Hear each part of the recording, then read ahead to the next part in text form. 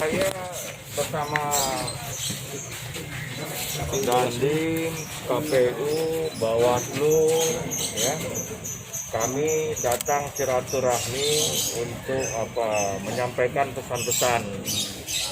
Yang pertama, harapan kami bahwa seluruh pasangan calon mentaati semua aturan yang ada, ya, ikut membantu panitia, petugas keamanan menciptakan kondusivitas di wilayah Opus, ya. Kemudian menerapkan protokol kesehatan, karena ini pesta demokrasi, ya, harus aman, lancar, damai dan sehat. Itu pesan yang kami sampaikan.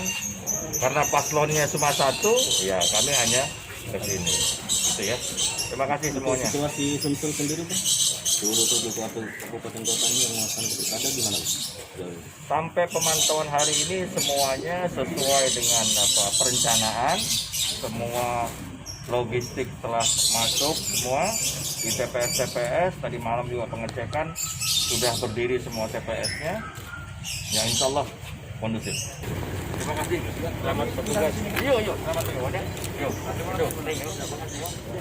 Mari. Sehat tuh. Semangatnya nih. Luar biasa. Pom A lah ya.